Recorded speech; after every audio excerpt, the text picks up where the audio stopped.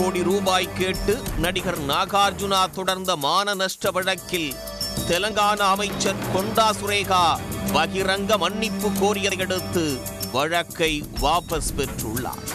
நடிகை சமந்தா விவாகரத்தை மையப்படுத்தி அமைச்சர் கூறிய சர்ச்சை கருத்தால் பிரச்சனை வெடித்ததன் பின்னணி என்ன?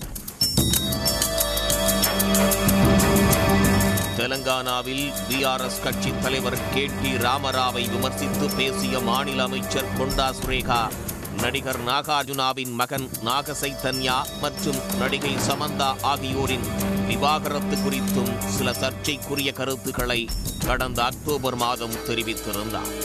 நாகார்ஜுனாவுக்கு சொந்தமான என் கன்வென்ஷன் சென்டர் தொடர்பான மறைமுக ஒப்பந்தத்திற்கு சமந்தாவை இணங்க வைக்க அழுத்தம் கொடுக்கப்பட்டதே விவாகரத்துக்கு காரணம் என ஆதாரமற்ற குற்றச்சாட்டுகளை முன்வைத்தார்.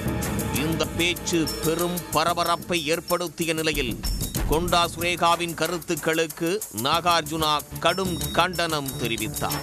மேலும் அவர் மீது கிரிமினல் அவதூறு சட்டப்பிரிவின் கீழ் வழக்கு பதிவு செய்ததோடு 100 கோடி ரூபாய் கேட்டு மான நஷ்ட வழக்கும் தொடர்ந்தார்.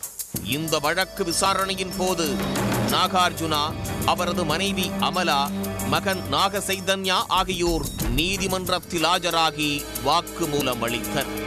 ஏற்கனவே வருத்தம் தெரிவித்திருந்த நிலையில் சட்ட ரீதியான அழுத்தம் தொடர்ந்ததால் அமைச்சர் கொண்டா சுரேகா மீண்டும் தனது செயலுக்கு மன்னிப்பு தெரிவித்து பகிரங்க மன்னிப்பு கோரியுள்ளார்.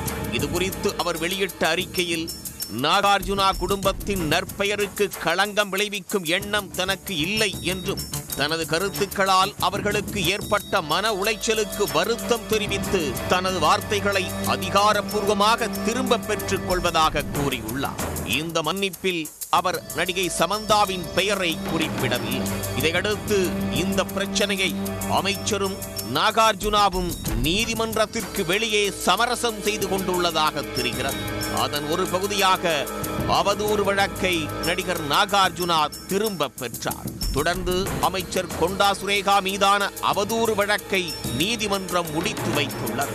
இதன் மூலம் தெலுங்கு திரையுலகில் பெரும் பேசுபொருளாக இருந்த இந்த விவகாரம் ஒரு வழியாக முடிவுக்கு வந்துள்ளது. உடனுக்குடன் செய்திகளை தெரிந்து கொள்ள சன் நியூஸ் பெல் ஐகானை கிளிக் பண்ணுங்க.